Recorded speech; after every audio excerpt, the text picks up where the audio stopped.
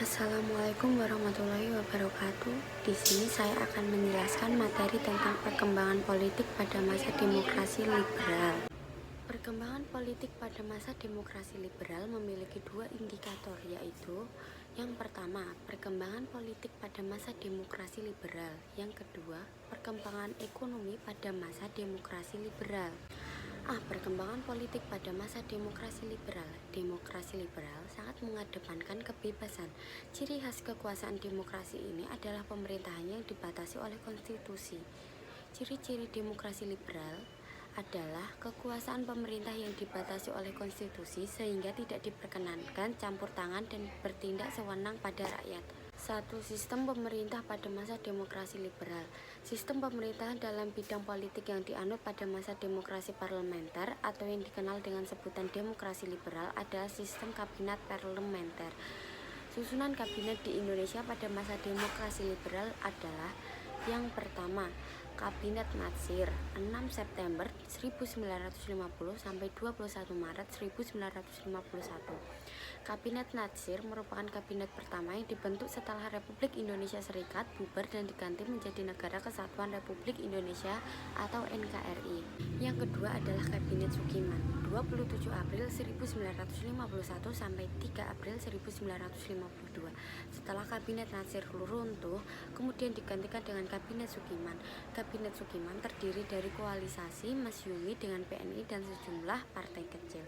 Program kerja Kabinet Sukiman hampir sama dengan kabinet sebelumnya, yaitu sebagai berikut. 1. Keamanan, menjalankan tindakan-tindakan yang tegas sebagai negara hukum.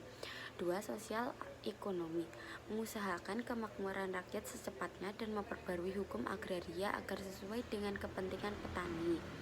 3. Mempercepat pelaksanaan pemilu dan terlaksananya otonomi daerah. 4. Menyiapkan undang-undang tentang pengakuan serikat buruh, perjanjian kerjasama, penetapan upah minimum, penyelesaian pertikaian buruh. Yang kelima, politik luar negeri, menjalankan secara bebas dan aktif secara memasukkan Irian Barat ke wilayah RI secara secepatnya. Yang ketiga adalah Kabinet Wilopo 3 April 1952 sampai 3 Juni 1953. Kabinet Wilopo merupakan kabinet ketiga pada masa demokrasi liberal di Indonesia. Kabinet Wilopo menjabat sejak 3 April 1952 sampai 3 Juni 1953. Akhirnya setelah berusaha selama 2 minggu pada tanggal 30 Maret 1952, Wilopo mengajukan susunan kabinetnya.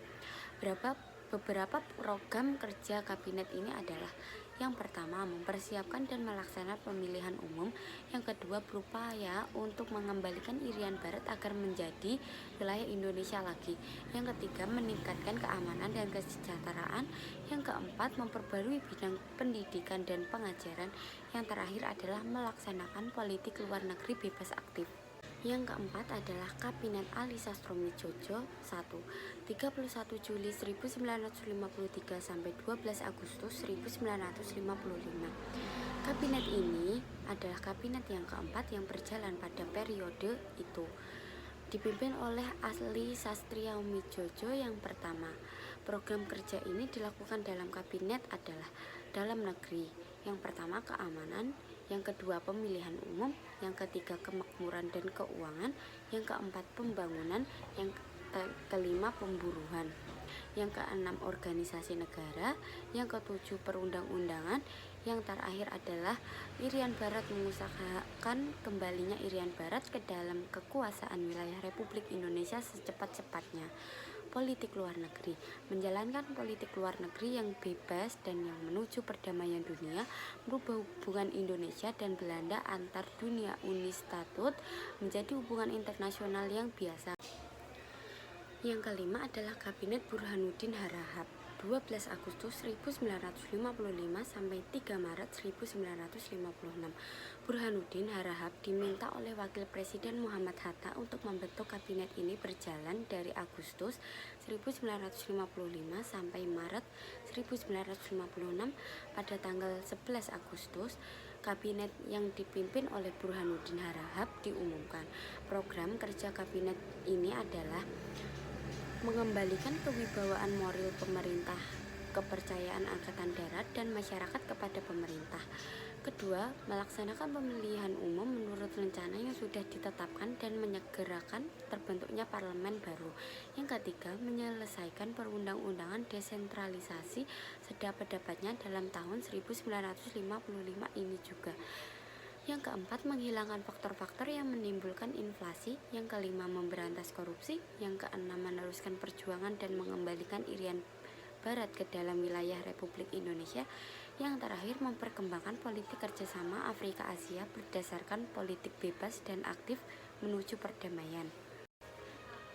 Yang keenam adalah Kabinet Ali Sastroamidjojo yang kedua, 20 Maret 1956 sampai 14 Maret 1957. Terbentuknya kabinet ini atau Ali Roam Idam ini berhubungan dengan terselenggaranya pemilihan umum 1955.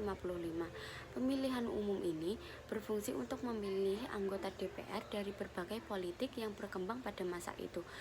Yang ketujuh adalah Kabinet Juanda 9 April 1957 sampai 5 Juli 1959.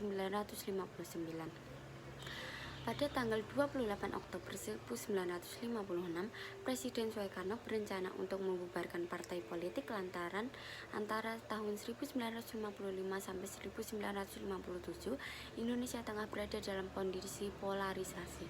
Polarisasi adalah proses perbuatan pembagian atas dua bagian atau kelompok orang yang berkepentingan yang saling berlawanan. Program kerja dari kabinet ini adalah yang pertama, membentuk Dewan Nasional, yang kedua, normalisasi keadaan Republik, yang ketiga, melanjutkan pelaksanaan pembatalan KMB, yang keempat, perjuangan Irian Barat, yang kelima, mempergiat pembangunan. 2. Sistem kepartaian. Sistem kepartaian yang berlaku pada masa demokrasi liberal ini adalah sistem multipartai. Dasar hukum dari sistem kepartaian ini adalah maklumat pemerintah 3 November 1945 melalui sistem ini. Interaksi antara partai Indonesia yang mengalami dinamika yang sangat dinamis pada masa demokrasi liberal. Adapun partai yang dimaksud adalah yang pertama, PNI. PNI adalah partai yang berideologi nasionalisme dengan basis utama kalangan pegawai kantor dan elit dalam birokrasi. Yang kedua adalah Partai Masyumi atau Majelis Syuro Muslimin Indonesia. Partai ini berdiri tanggal 7 November 1945. Masyumi mewakili kepentingan-kepentingan politik Islam dan dianggap sebagai partai besar negara. Yang ketiga adalah Partai NU atau Nahdlatul Ulama. Partai ini pecahan dari Masyumi pada tahun 1952. Partai ini didirikan oleh tokoh-tokoh Masyumi yang memiliki ideologi tradisional. Yang keempat adalah PKI, Partai Komunis Indonesia, berdiri pada tanggal 7 November 1945. Partai ini pernah melakukan pemberontakan di Madiun tahun 1948. 3. Pilihan umum 1945. Pemilu 1955 adalah pemilu pertama yang diselenggarakan dalam sejarah kemerdekaan bangsa Indonesia yang baru berusia 10 tahun. Berdasarkan UUD nomor 7 tahun 1953, pemilu ini dilaksanakan dalam rangka memilih anggota-anggota parlemen DPR dan konstituante. Pelaksanaan pemilu 1955 sendiri dibagi menjadi dua tahap, yaitu satu, tahap pertama merupakan pemilu untuk memilih anggota DPR. Yang kedua, tahap merupakan pemilu untuk memilih anggota konstituante. B. Perkembangan ekonomi pada masa demokrasi liberal. Kehidupan ekonomi di Indonesia hingga tahun 1959 belum berhasil dengan baik sebab tantangan yang menghadapinya cukup berat. Adapun upaya pemerintah untuk memperbaiki kondisi ekonomi pada masa demokrasi liberal sebagai berikut. Yang pertama, sistem ekonomi gerakan Banteng. Gerakan ini adalah sistem ekonomi yang bertujuan untuk mengubah struktur ekonomi kolonial menjadi struktur ekonomi nasional. Tujuan program ekonomi gerakan Banteng sebagai berikut.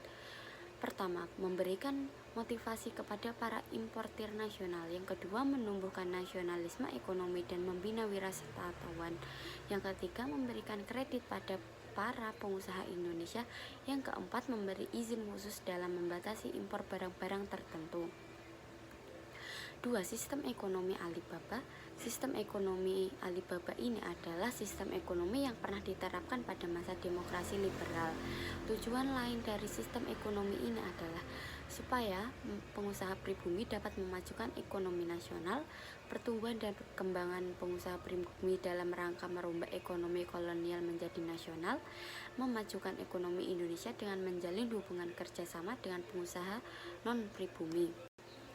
Yang ketiga, gerakan ASAT. Pada Kongres Nasional Importir Indonesia, ASAT mengatakan pemerintah perlu mengeluarkan peraturan yang melindungi pengusaha-pengusaha nasional. Pernyataan ASAT ini mendapatkan sambutan yang besar dari masyarakat. Kemudian dari pernyataan ini lahirlah gerakan ASAT. Gerakan ini memberikan perlindungan khusus bagi warga negara Indonesia asli. Yang keempat, kebijakan Gunting Syarifuddin. Dalam rangka memperbaiki keadaan perekonomian di Indonesia, Menteri Keuangan Syarifuddin mengeluarkan sebuah kebijakan yang dikenal dengan nama Gunting Syarifuddin. Kebijakan tersebut mengenai pemotongan nilai mata uang atau sanering. Yang kelima, persetujuan finansial ekonomi atau FINEK. Pada masa pemerintah Kabinet Burhanuddin Harahap dikirimkan suatu delegasi ke Jenawa yang dipimpin oleh Anak Agung Gede Agung untuk merundingkan masalah finansial ekonomi antara pihak Indonesia dengan Belanda. Pada tanggal 7 Januari 1956 dicapai kesepakatan rencana persetujuan FINEK yang isinya sebagai berikut. Pertama, persetujuan FINEK hasil KMB dibubarkan. Yang kedua, hubungan FINEK Indonesia dan Belanda didasarkan atas hubungan bilateral. Yang ketiga, hubungan FINEK didasarkan pada UU nasional antara kedua belah pihak. Yang keenam, nasionalisasi Javascape Bank. Pada tanggal 19 Juni 1951, Kabinet Sukiman membentuk Panitia Nasionalisasi di Javascape Bank yang berdasarkan pada keputusan RI nomor 122 dan 123. Yang ketujuh, Rencana Pembangunan 5 Tahun atau RPLT. Pada bulan Mei 1956, Biro Perancangan Negara yang dipimpin oleh Insinyur Juanda berhasil menyusun Rencana Pembangunan 5 Tahun atau RPLT yang rencananya akan dilaksanakan pada kurun waktu 1956 sampai 1961. Hal ini disebabkan oleh beberapa faktor, adanya depresi ekonomi di Eropa Amerika Serikat pada tahun 1958 yang mengakibatkan ekspor turun. Upaya nasionalis perusahaan Belanda dalam menekan pembebasan Irian Barat menimbulkan gejolak ekonomi. Adanya ketegangan antara pusat dan daerah yang menyebabkan daerah melaksanakan kegiatan ekonomi sendiri-sendiri. 8. Musyawarah Nasional Pembangunan. Pada masa Kabinet Juanda terjadi ketegangan hubungan antara pusat dan daerah. Masalah tersebut untuk sementara waktu dapat teratasi dengan Musyawarah Nasional Pembangunan atau MUNAP. Tujuan diadakannya MUNAP adalah untuk mengubah rencana pembangunan agar dapat dihasilkan rencana pembangunan yang menyeluruh untuk jangka panjang. Rencana pembangunan tidak dapat dilaksanakan karena yang pertama, adanya kesulitan dalam menentukan skala prioritas. Yang kedua, terjadi ketegangan politik yang tidak dapat diredakan. Yang ketiga, timbul pemberontakan PRRI. Sekian penjelasan dari saya. Wassalamualaikum warahmatullahi wabarakatuh.